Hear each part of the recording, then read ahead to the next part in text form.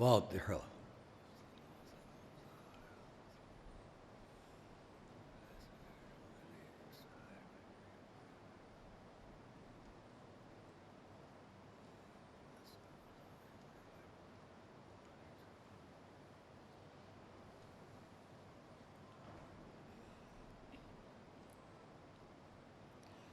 أعوذ بالله السميع العليم من الشيطان اللعين الرجيم.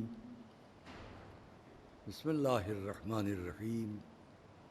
الحمد لله رب العالمين، والصلاة والسلام على أشرف الأنبياء والمرسلين سيدنا ونبينا وشفيعنا أبي القاسم محمد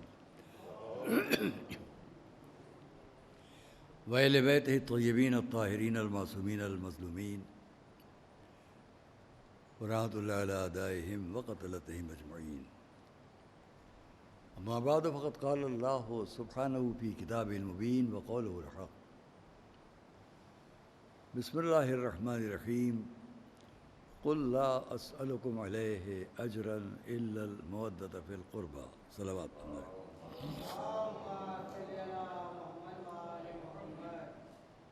پابندیاں مجمع پر ہیں، صلوات پر تو نہیں ہے نا.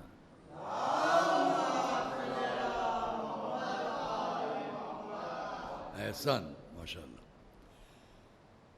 اور یہ شروع میں بھی ہم کہہ دیں کہ پابندیاں جس وجہ سے ہیں وہ آپ سب جانتے ہیں، اور ہم نے اس کو کہا بھی کہ یہ پابندیاں ہم پر نہیں ہیں. اس وقت پوری دنیا جو ہے وہ ریسٹرکشنز میں ہے، پابندیوں میں ہے، اس فرق کے بغیر کہ کون کس ملک کا ہے، کون کس قوم کا ہے، کون کس مذہب کا ہے، کون کس دھرم کا ہے. کوئی فرق نہیں، کیونکہ جو موذی مرض آیا ہے وہ بھی یہ دیکھ کر نہیں پہنچ رہا ہے کہ کس ملک، کس قوم، کس دھرم، کس مذہب میں. تو اسی حساب سے یہ ریسٹرکشن بھی ہیں، پابندیاں بھی ہیں کہ زیادہ سے زیادہ انسانوں کو بچایا جا سکے، محفوظ رکھا جا سکے. اور ہمارا بھی فریضہ ہے کہ ہم اس میں ساتھ دیں. اگر ذرہ برابر بھی کسی کو شک ہوتا کہ یہ صحیح ہے یا غلط، تو دنیا جانتی ہے کہ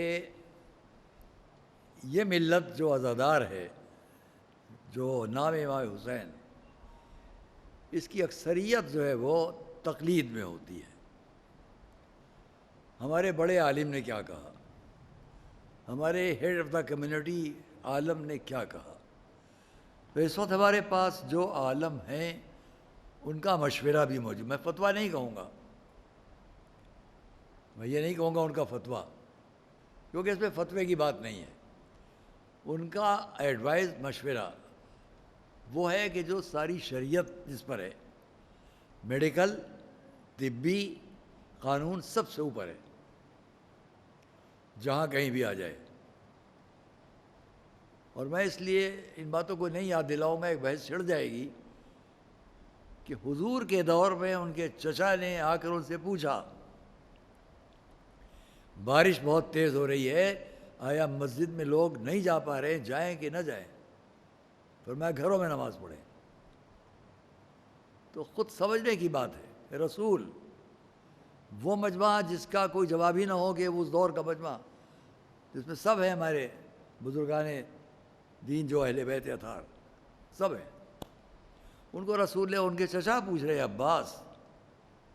تو میں بات کو ختم کرتا ہوں کہ اس میں یہ توجہ نہیں اور فکر نہیں ہونا چاہیے ہم سب کو. اچھا، ہمارے اس مجمع کے لیے یہ بھی کہا گیا ہے کہ ان مجالس میں جو بڑی مجالس ہیں اور کوئی پابندی نہیں ہے، جو قریب بیٹھنے کی بات ہے تو پابندی نہیں کر پائیں گے لوگ. اور اچھا ہے کہ بعد میں یہ بدنامی کی بات نہ ہو کسی قسم کی، لوگوں کو فکر بھی نہ ہو. 5 آدمی کہے گئے ہیں ان مجالس میں، 5 آدمی. بہت اچھا ہے کہ 5 آدمی کا عدد 5 کا رکھا. صلوات محمد علیہ.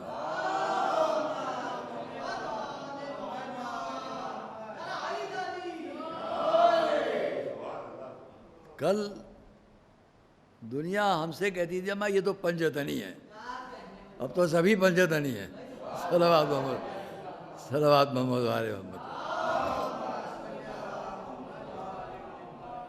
آئیے میں ہر سال جس آیت پر سورہ البقرہ کی 151ویں آیت سے میں سالہ سال سے اس اشرے کو خطاب کرتا رہا. اب چونکہ 50 سال گزر چکے، 51 سال گزر چکے، 52واں سال شاید ہے یہ جب میں آپ کے سامنے ہوں اس ممبر پر، تو میں نے اس آیت سے ہٹ کر دوسری آیت سے بات شروع کی ہے. اور یہ آیت جو ہے وہ سورہ شورا کی 22ویں آیت ہے. میں نے اس آیت سے اس لیے بات شروع کی ہے کہ ایک بات ہم آپ تک پہنچا سکیں اس کنیکشن سے جو سامنے ہے دنیا بھر میں. اس پر میں آگے کی تقریروں میں بات کروں گا. ابھی دوردرشن کی تقریر جو وہاں ریکارڈ ہوئی، اس میں نے اس بات کو کہا جو 4 محرم کو آئے گی. قرآن کریم کو سامنے رکھ کر کچھ خلوص سے اعتراض کرتے ہیں سمجھنے کے لیے، اور کچھ عصبانیت، کٹر پنے اور تعصب سے بات کرتے ہیں. ان سے مجھے کوئی بحث نہیں ہے. جو سمجھنا چاہتے ہیں ان سے کہوں گا. جو باتیں ہم آگے کہیں گے، کل پرسوں آگے. اس وقت تو میں آپ کو موضوع بتا دوں کہ میری ان تمام تقریروں کا موضوع ہے پنجتن، اہل بیت اطہار، یعنی ہمارے حضور کی فیملی کے لوگ، پرافٹ کی فیملی کے لوگ، جن میں حضور کو ملا کے 5. یہ 5 پورا قرآن، پورا اسلام جس کو سمجھنا ہو، ہمارے دعوے پر مت جائیے کہ ہم یہ کہتے ہیں ہم وہ کہتے ہیں. دیکھیے ایک بات اور کہتے ہیں، اس ممبر سے آج کے دور میں اس زمانے میں علمی گتھیاں سلجھانے کا وقت نہیں ہے. یہ اتنا بڑا مدرسہ ہے جس کو آئے کسی وقت آ کے بیٹھ جائے تو علمی باتیں کر لے، ہم اس سے بات کر لیں گے. لیکن یہ ممبر جس سے آواز ساری دنیا میں جا رہی ہے، اس کا فائدہ یہ ہے کہ ہم اس لہجے میں بات کریں، ان الفاظ میں بات کریں کہ جو آج کا نوجوان جہاں جہاں سن رہا ہے وہ کچھ سمجھ لے. کیوں؟ اس کو جن لوگوں سے سابقہ ہوتا ہے وہ اس سے کہتے ہیں تمہارے یہاں یہ کیا ہوتا ہے، تمہارے یہاں وہ کیا ہوتا ہے، تمہارے قرآن میں یہ کیا ہے. اعتراضات آئے ہیں، وہ میں آپ کو آگے کی تقریروں میں بیان کروں گا. یہ آپ کے یہاں قرآن میں کیا ہے، ان میں مختصر ترین بات کہہ دوں جس کو آگے ہم ثابت کریں گے. قرآن اپنے ماننے والوں کے سوا لوگوں کے لیے قتل کا، جنگ کا، جہاد کا، لڑائی کا حکم دیتا ہے. اگر یہ بات صحیح ہے کہ قرآن معاذ اللہ لڑائی کا حکم دیتا ہے، خون ریزی کا حکم دیتا ہے، قتل خون کا حکم دیتا ہے، اور اسلام اور قرآن الگ نہیں ہے، اس بات کو سمجھنے اور سمجھانے کے لیے ہم آپ کے سامنے پہلے ایک بات کہہ لیں جو ہر ذہن تک آسانی سے پہنچ جائے گی. ایک ایگزامپل دیتا ہوں میں، ایک مثال دیتا ہوں. ایک بڑا آئینہ یہاں آپ لگائیے جس کو ہم قد آدم آئینہ کہتے ہیں، مرر آئینہ. اس کے سامنے ہم آپ کھڑے ہوں، پورا قد ہمیں دکھائی دے رہا ہے اپنا. غور کیجئے، یہ آئینہ جو ہے مرر ایک انسان کے قد کے برابر بڑا، اس میں جو ہم اپنے کو دیکھ رہے ہیں، کیا میں آپ سے پوچھوں جہاں جہاں میری آواز جا رہی ہو، کیا اس آئینے کا کوئی نام آپ رکھیں گے؟ اس مرر کا اس آئینے کا، اس شیشے کا آپ نام رکھیں گے؟ مسلمان کی دکان سے ملا تو یہ مسلمان آئینہ ہے، اور کرسچن کی دکان سے ملا تو کرسچن آئینہ ہے،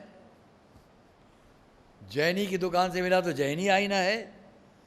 کیا آئینے کے ساتھ آپ کسی بھی دھرم، ریلیجن، مذہب کا نام لگا سکتے ہیں؟ نہیں لگا سکتے۔ آئینہ آئینہ ہے۔ یہ میں مثال دیتا تھا، آج میں اس کو دوسرے رنگ میں پیش کر رہا ہوں۔ مرر، آئینہ، شیشہ، گلاس،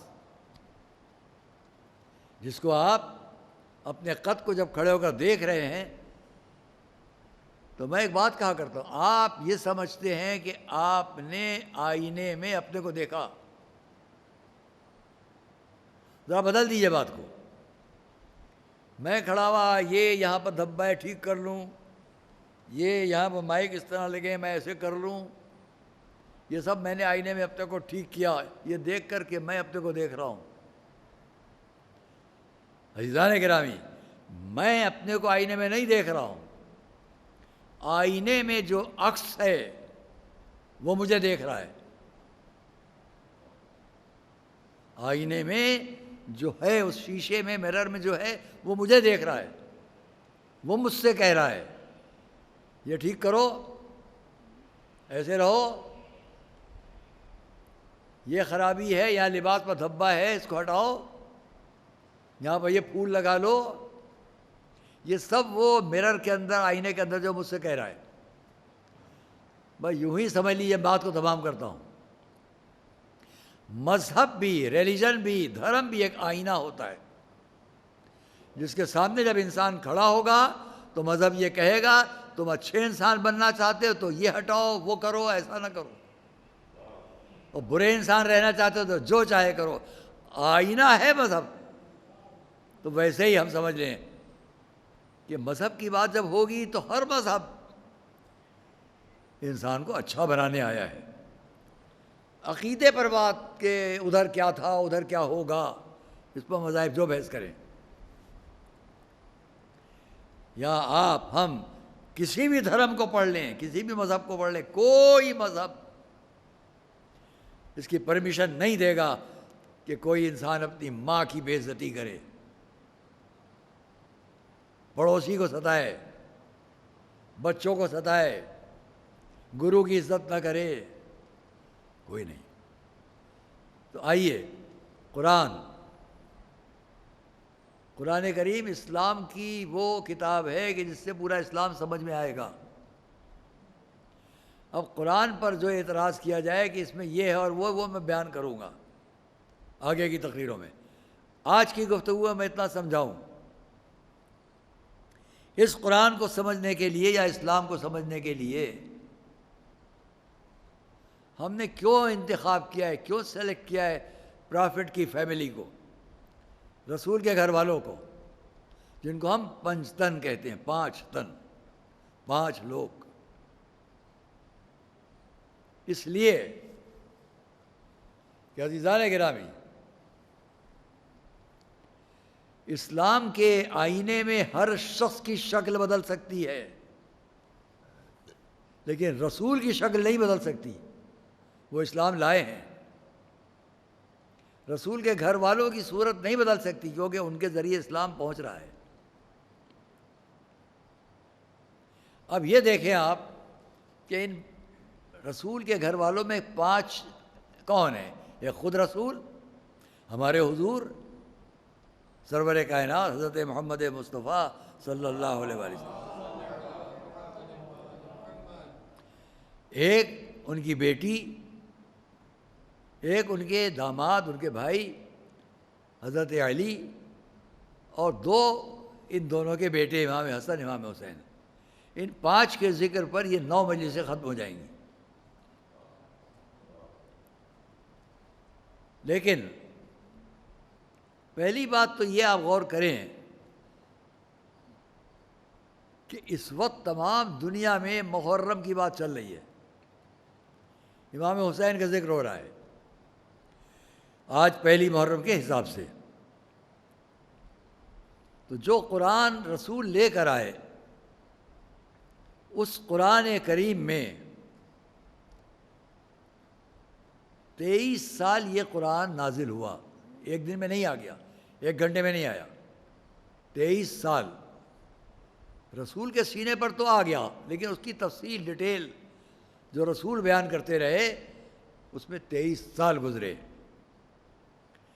اس 23 ایئرس میں 23 سال میں سب سے پہلے رسول اکیلے ہیں، پھر میدان میں آ کے اعلان جب کیا آپ نے تو 40 آدمیوں کو بلا کے اعلان کیا میں یہ میسج دے کے آیا ہوں اپنے رب، اپنے اللہ، اپنے خالق مالک کی طرف سے۔ اس 40 کے مجمع میں جو ان سے بات کی گئی بہت ڈیٹیل اس کی چھوڑتا ہوں، ان تفصیلات کو چھوڑتا ہوں۔ عزیزان گرامی، اس کے بعد رسول کے اس اعلان کے ساتھ ساتھ جو سامنے شخصیتیں آتی گئیں، نماز ہو رہی ہے، رسول نماز پڑھ رہے ہیں۔ یہ نماز مکے کے لوگوں نے نہیں دیکھی، پہلی بار دیکھ رہے ہیں۔ یہاں پہ ایک بات میں اور کہہ دوں، تمام دنیا میں جہاں تک میری آواز جا رہی ہو، میں اپنے بہت سے نوجوانوں سے جو کسی بھی دھرم، کسی بھی مذہب سے متعلق ہوں، یاد رکھیے گا کہ قرآن کریم میں بہت سی باتیں ان لوگوں کے لیے کہی گئی ہیں جو اب سے 1454 سال پہلے رسول سے لڑ رہے تھے، ان کے لیے باتیں ہیں۔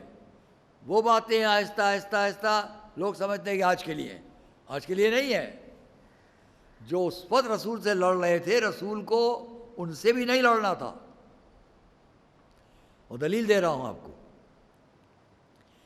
حضور کا پورا سن، ان کی تمام عمر 63 سال کی ہے، 63 ایئرس ہمارے رسول کی زندگی۔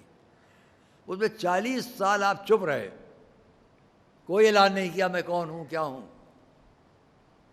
40 ایئرس گزر جانے کے بعد حکم الہی آیا، اب آپ کہیے کہ آپ کون ہیں۔ یہیں سے قرآن شروع ہوا۔ یہ میسج جب شروع ہوا تو رسول ابھی تک مکے میں ہے۔ آج جسے آپ سعودی عرب کہتے ہیں، اس وقت یہ حجاز کہلاتا تھا۔ حجاز کا بہت بڑا شہر تھا مکہ، اس کو ام القریٰ بھی کہتے تھے۔ ام القریٰ اس لیے کہتے تھے کہ قریٰ جمع قریہ کی، قریہ کہتے گاؤں، قصبہ، چھوٹی چھوٹی بستیاں۔ مکہ ایک سینٹرل پلیس تھا، چاروں طرف بستیاں تھیں، تو اس لیے اس کو ام القریٰ کہا جاتا تھا، قریوں کی ماں۔ جو تمام قصبے قریے یہیں سے وابستہ ہیں۔ اس مکے میں حضور کا گھرانہ سینکڑوں سال سے، بلکہ میں کہوں ہزاروں سال سے تھا۔ اس کی تفصیل بیان کرنے کا یہ وقت نہیں ہے، ورنہ ابھی آپ کے سامنے رسول سے اوپر کی 2500 سال کی بات کرتا۔ 2500 سال سے اس مکے میں یہ گھرانہ آباد ہے۔ اب وہ بتایا کہ رسول کا سن 40 سال، اعلان کرو 13 سال، 53 سال ہو گئے۔ 53 سال میں 7 سال ابھی باقی تھے کہ آپ کو مکے والوں نے اتنا ستایا کہ آپ نے اپنے گھر کے بہت سے عورتوں، بچوں، لوگوں کو کشتیوں پر سوار کر کے حبشہ بھیج دیا۔ آج بھی اگر آپ دیکھیں تو بڑا مشکل سفر ہے۔ آج میں ان جگہوں پر سفر کر چکا ہوں، کبھی اسٹیمر سے بھی، بڑے بڑے اسٹیمر جو ایک پورا محلہ کہہ لیجیے، اس پر جاتے ہوئے ڈر لگتا ہے سمندر کی موجوں میں۔ تو جائے کہ اس وقت چھوٹی کشتیاں، ان کشتیوں سے بیٹھ کر یہ قافلے کہاں گئے؟ حبش، افریقہ۔ وہ بتایا کہ اب رسول نے خود بھی چھوڑ دیا مکے کو۔ 53 سال جہاں زندگی گزاری تھی اس کو چھوڑا، کیونکہ سامنے والے یہ کہتے تھے بدلو اپنی بات کو، نہیں ہم قتل کر دیں گے۔ اور رسول کے پاس بڑے بہادر لوگ تھے، بہت مضبوط قبیلہ، ٹرائب آپ کے پاس تھا، لیکن آپ نے جنگ پسند نہیں کی کہ تلوار مذہب کے لیے نہ چلے، خون مذہب کے نام پر نہ بہے۔ آپ وہاں سے 440 کلومیٹر کے فاصلے پر ایک بڑا شہر مدینہ، وہاں کے لوگوں نے بلایا، اس وقت یہ مدینہ یثرب کہلاتا تھا۔ بلایا، ہمارے یہاں آ جائیے آپ۔ رسول وہاں چلے گئے اپنے پورے گھر والوں کے ساتھ۔ 53 سال جنگ نہ ہو، مدینے آ گئے۔ مدینے میں کئی بار لڑائیاں اس لیے ہوئی کہ مکے والے وہاں بھی آئے، قتل کریں گے، مار ڈالیں گے۔ اپنی بات کو ہٹائیے آپ، یہ کون سا نیا ریلیجن دھرم لے آئے ہیں؟ نیا نہیں ہے، 2500 سال اس سے پہلے اوپر سے یہی مذہب ہے۔ وہاں بھی آپ نے لڑنا پسند نہیں کیا۔ اب میں بات کو تمام کر لوں، یہ میں تھوڑی سی بات آپ کے سامنے میں نے تمہید میں کہی، آگے ہم بیان کریں گے آگے کی تقریروں میں، کل و پرسوں نرسوں آگے کی تقریروں میں۔ غور کیجئے کہ جب رسول کی زندگی کے 63 سال ختم ہو رہے ہیں، 63 سال ختم ہوتے وقت، یہ میرا مجمع بہت چھوٹا تھا، 5 آدمی جو یہاں بیٹھے ہیں اور جو ہمارے چینل والے حضرات ہیں، میں آپ سے پوچھتا ہوں، انسان دنیا میں کچھ بھی کر لے، لیکن جب اسے یقین ہو جاتا ہے کہ اب اس کی زندگی کے چند دن ہیں تو وہ وصیت کرتا ہے، ول کرتا ہے۔ وہ ول اور وصیت میں وہ سچے دل کی سچی بات بیان کرتا ہے، وہاں پھر وہ جھوٹ بات نہیں کر سکتا، جانتا ہے چند دن باقی ہے، اب جو کہنا کہہ لو سچ، میرا گھر، میرا خاندان، میرے بچے۔ میں اس کو ول نہیں کہوں گا، رسول کی وصیت نہیں کہوں گا، لیکن یہ تو ضرور کہوں گا کہ 63 سال کی ساری اسلامی زندگی کو پہنچانے کا جو آپ کو محنتیں، مشقتیں، مصیبتیں، عزیز مارے گئے، قتل کیے گئے، ہجرتیں کیں، گھر چھوڑا، وطن چھوڑا، بزرگوں کے آثار چھوڑے، جہاں مقبرے تھے، قبریں تھیں بزرگوں کی، سب چھوڑا، 440 کلومیٹر فاصلے پر آ کے بیٹھ کے وہاں ستایا گیا، وہاں آپ کے عزیزوں کو قتل کر دیا گیا، یہ سب برداشت کرنے کے بعد اب زندگی کا خاتمہ ہے، چند مہینے یا چند ہفتے اور ہیں۔ اس وقت ادھر سے حکم آیا ان کے پاس، ان کے گاڈ اللہ، ہمارے آپ کے اس خدا کا حکم آیا، اے رسول اب آپ ان لوگوں سے کہہ دیں میں تم سے کوئی چیز اس رسالت کی اجرت میں نہیں مانگتا۔ توجہ کیجیے گا، یہ رسالت جو میں نے پہنچائی، یعنی یہ اسلام جو پہنچایا، یہ قرآن جو پہنچایا، اس میں جتنی تم نے مجھے اذیتیں دیں، ان سب کے باوجود میں نے اچھی بات تم کو بتا دی، اب میں اس کا کوئی معاوضہ، کوئی اجرت، کوئی ایوارڈ، کوئی انعام نہیں مانگتا۔ ہاں ایک بات مانگتا ہوں، وہ بھی رسول نہیں کہہ رہے میں مانگتا ہوں، ادھر سے آرڈر آیا، کہو کہ میں اپنی اس تمام رسالت کی 63 سال کی زندگی میں جو آخر کے 23 سال بے انتہا خراب گزر گئے، قتل و خون والے تم نے کتنا ستایا، اس کے باوجود میں اس آخری زندگی میں تم سے کوئی اجرت نہیں مانگتا۔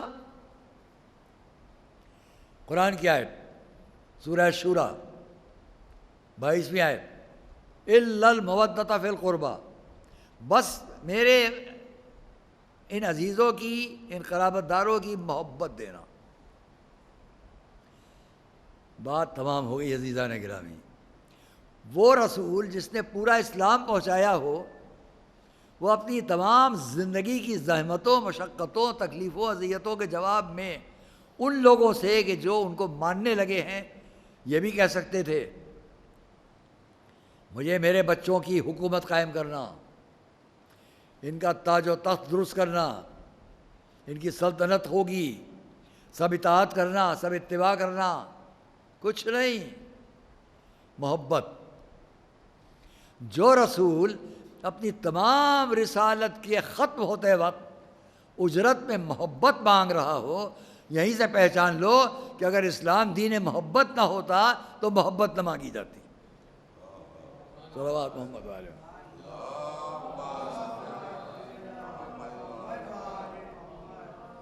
اسلام، قرآن محبت کا دین تھا، سلامتی کا دین تھا، سلامتی کا دین ہے، محبت اور سلامتی کا دین رہے گا۔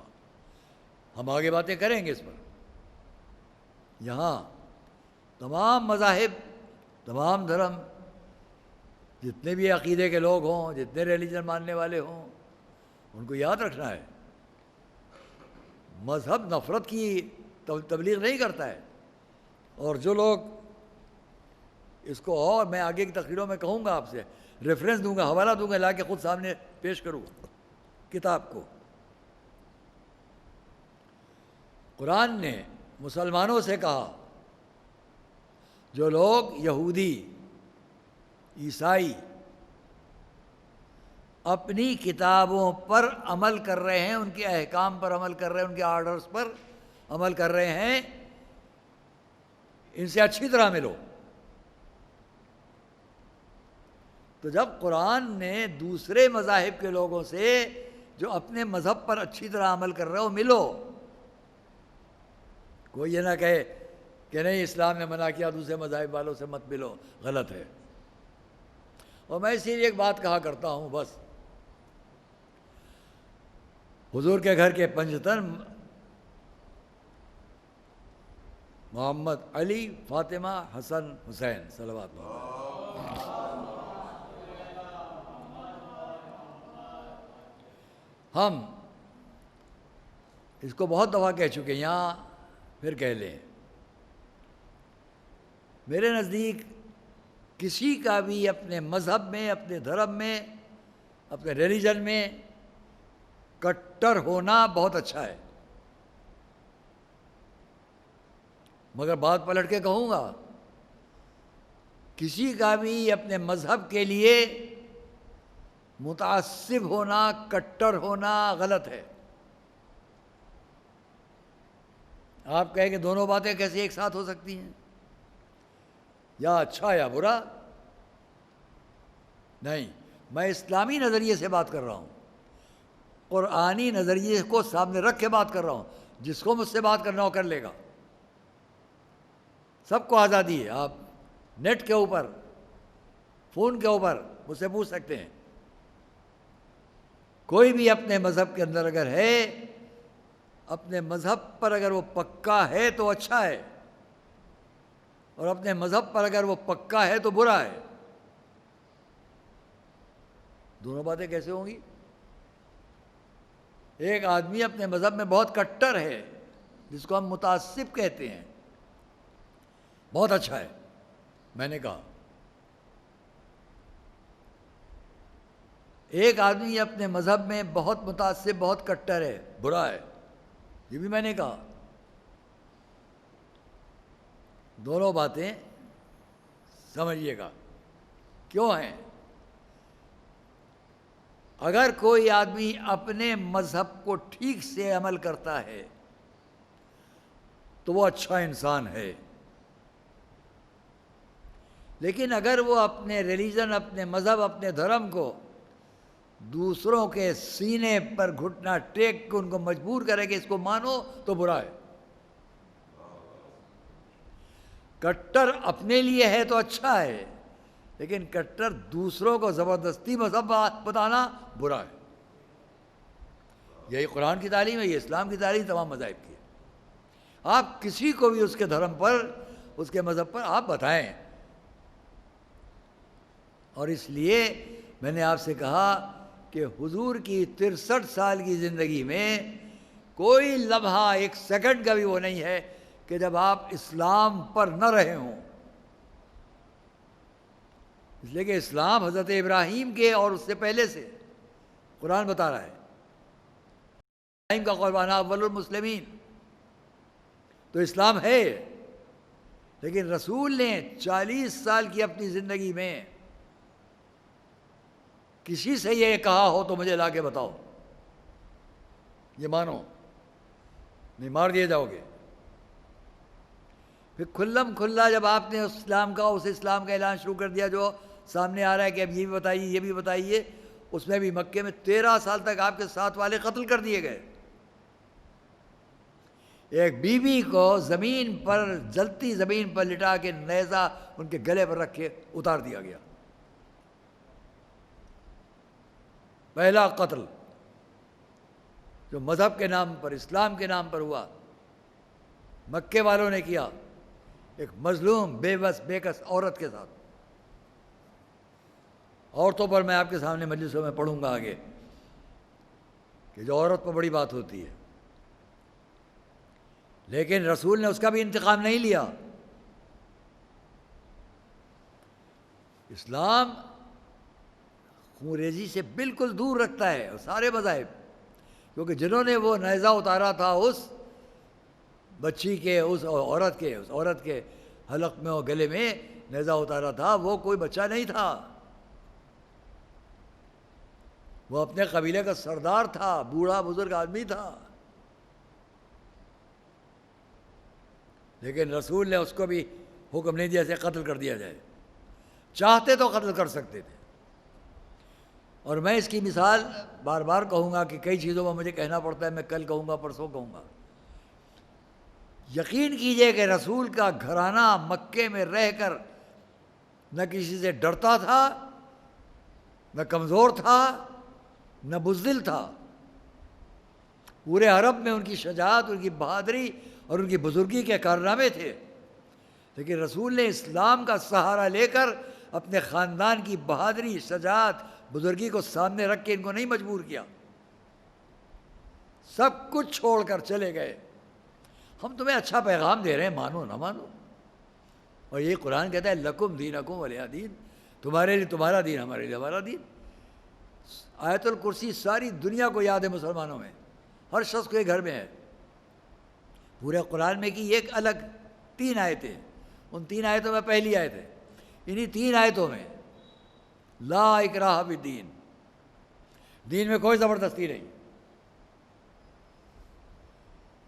دوستوں اور عزیزوں، آج کی بات میں تمام کرتا ہوں، بہت زیادہ وقت آپ کو میں نہیں لوں گا، کیونکہ محرم کے دن ہے، پہلی محرم ہے، اور محرم میں ہم امام حسین کی یاد مناتے ہیں۔ ساری دنیا میں عزا خانے سجائے جاتے ہیں، اور مجلس و ماتم کا سلسلہ جاری رہتا ہے۔ دنیا میں آج کسی کا اتنا نام نہیں لیا جاتا ہوگا ایک مختصر مدت کے اندر جتنا امام حسین کا نام لیا جاتا ہے۔ اگر 1,00,000 کا مجمع ہے تو 10 منٹ کے اندر یا حسین یا حسین یا حسین۔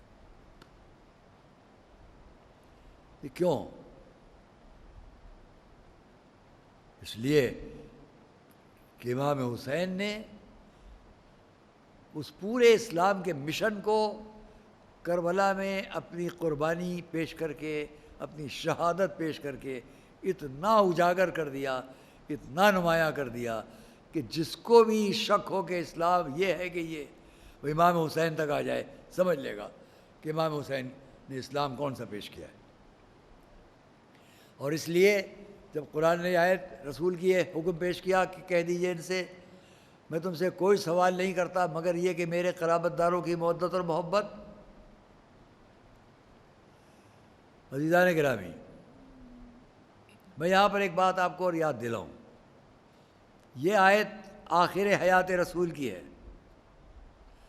اور رسول کی وفات سے 1 سال پہلے یا اسی سال اسلامک ہسٹری میں، اسلامی تاریخ میں ایک بہت بڑا واقعہ پیش آ رہا ہے۔ یہ واقعہ آج جب آپ پہلی محرم میں بیٹھے ہوئے ہیں، اس وقت سے صرف 6 دن پہلے سن 9 ہجری میں یا 10 ہجری میں پیش آیا، جس کے بعد رسول کی وفات ہے، شہادت آپ کی وفات ہے سن 10 ہجری ختم ہو کے 11 ہجری کے شروع میں، اس وقت یہ واقعہ پیش آ رہا ہے۔ یہ واقعہ مباہلہ کہلاتا ہے۔ یمن سے عیسائی علماء کا ایک بہت بڑا گروہ چل کر مدینے آیا کہ وہاں چل کر ہم سمجھیں گے کہ اسلام کیا ہے، اور ان کو ہم سمجھائیں گے کہ کرسچینٹی کیا ہے، مسیحیت کیا ہے۔ میں آہستہ آہستہ تاکہ میرے نوجوان جہاں جہاں سن رہے ہو ان تک بات پہنچ جائے، پروف کر رہا ہوں، دلیل ہے کہ اسلام سمجھانے کا دین ہے، منوانے کا دین نہیں ہے، طاقت سے منوانے کا دین نہیں ہے، سمجھانے کا دین ہے۔ یہ یمن کے 40 علماء آئے مکے آئے. آج بھی یمن اور سعودیہ کے جھگڑے چل رہے ہیں، آپ کو معلوم ہے، پڑوس میں ہیں. اس یمن سے یہ 40 علماء آئے اور مدینے پہنچے. مدینے پہنچ کر رسول سے انہوں نے کرسچینٹی پر بات کی. اس وقت کئی دن تک ان سے بڑی باتیں ہوتی رہیں. آخر وہ بتایا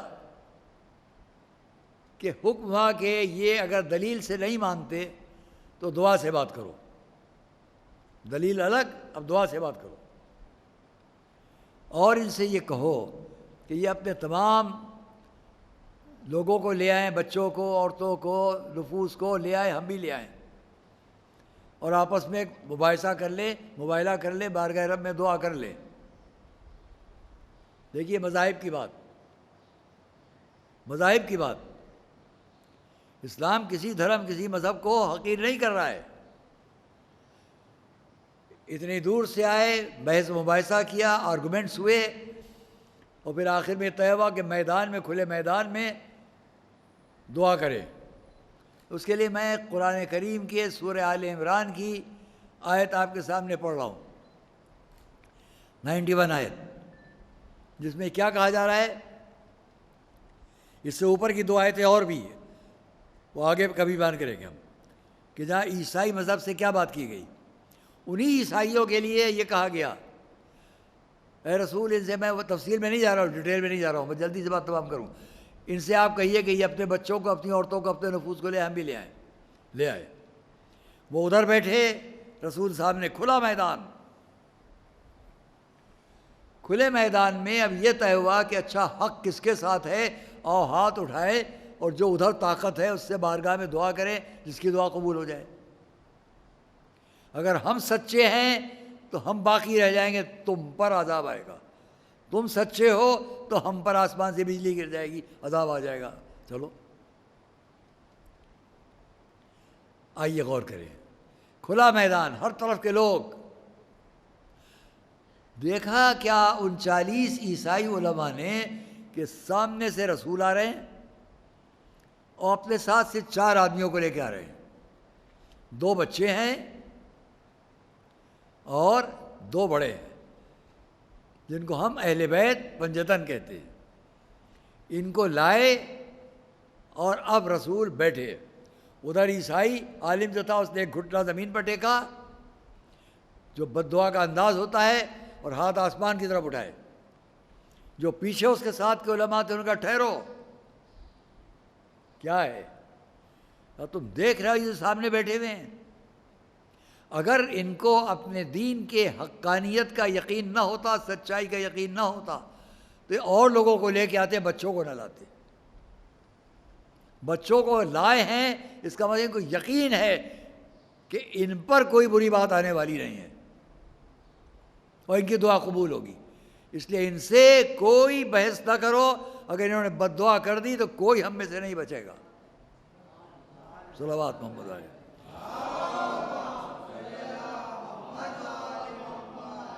میں آج کی بات تمام کر رہا ہوں. حضور کی زندگی کے آخری سال کی بات.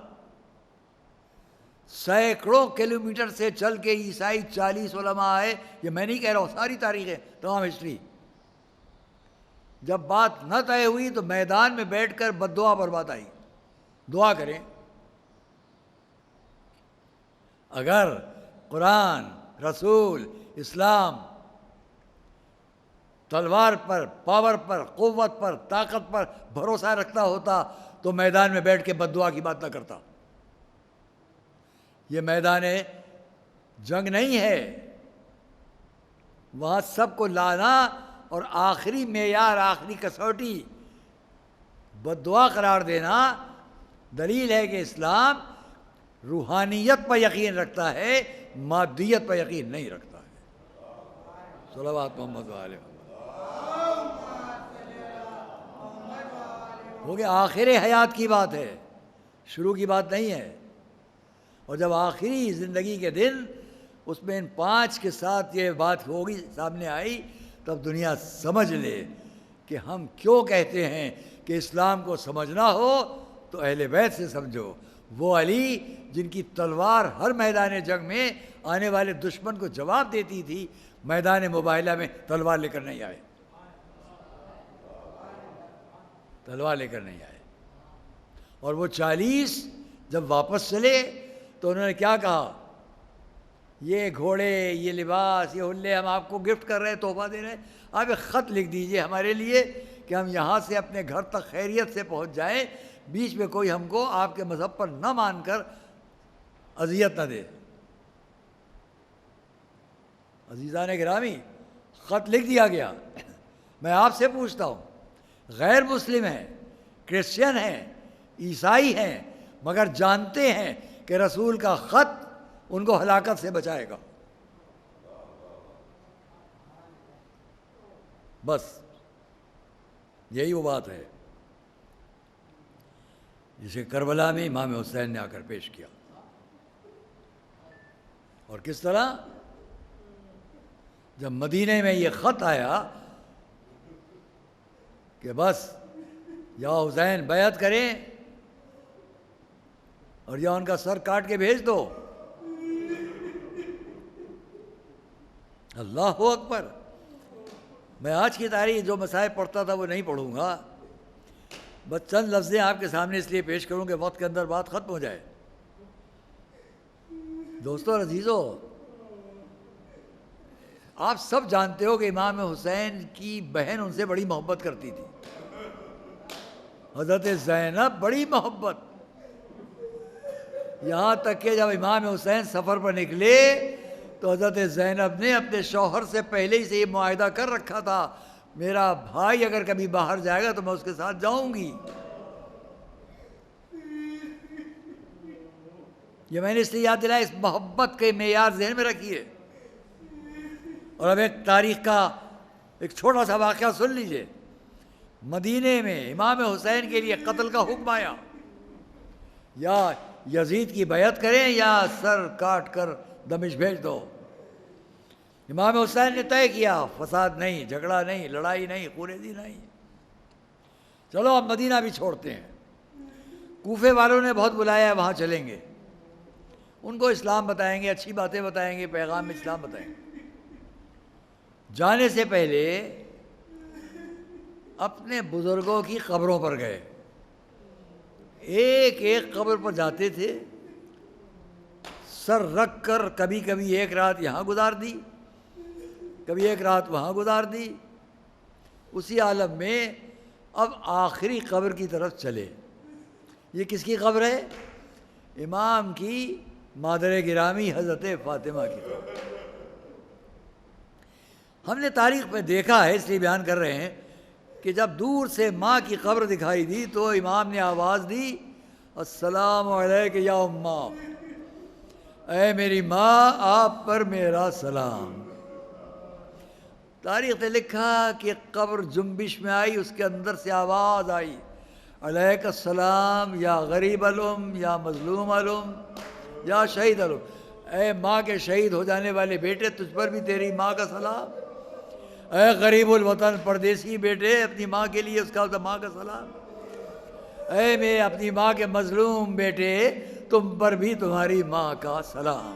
امام آئے، اپنی ماں کی قبر پر سر رکھ کر حالات بیان کر رہے ہیں. بھائی اور بہن کی محبت، حالات بیان کر رہے ہیں کہ اتنے میں آپ کو کسی کے آنے کی آواز آئی. اب تو دیکھا کوئی اور نہیں، چاہنے والی بہن زینب آ رہی. آئیں، آ کر اپنی ماں کی قبر پر خود کو گرایا. جملہ سنیے گا تاریخ کا، جملہ ایک بہن نے کیسے کہا ایسے چہیتے بھائی کے لیے. آئیں، آواز دی، ماں اما سمعت حال کتابت یزید، اے اماں کیا آپ نے یزید کے خط کا حال سنا؟ یزید کا خط آیا ہے کہ میرا ماں جائے یا تو اس کی بیعت کرے ورنہ اس کا سر کاٹ لیا جائے اور اس تک بھیج دیا جائے. وہ ایک مرتبہ اس امام حسین نے بہن کو تسلی دینا شروع کی. یہ بھائی اور بہن ہیں جو ماں کی قبر پر بیٹھے ہوئے ہیں، آواز گریے کی بلند ہے. ایک اور وقت ہے جب بہن اپنے بھائی کو دیکھ رہی ہے اور پکار کر کہہ رہی ہے ہذا حسین، کیا یہی ہے میرا حسین؟ تیروں اور تلواروں سے زخمی، چور چور لاشا زمین گرم، سیعلم الذین ظلموا ای منقلب ینقلبون علی عقبیہم ورب حق محمد و آل محمد تمام شرکائے مجلس کو ان کی دلی شرعی مقاصد میں کامیابیاں فرما، جو مریض ان کے امراض سے انہیں شفا عطا فرما، ہم سب کو زندگی کی آخری سانس تک راہ محبت اہل بیت پر ثابت قدم رکھ، تمام دنیا جس مصیبت میں مبتلا اس کو نجات عطا فرما، حضور ظہور عزت و حضرت میں تاجر فرما۔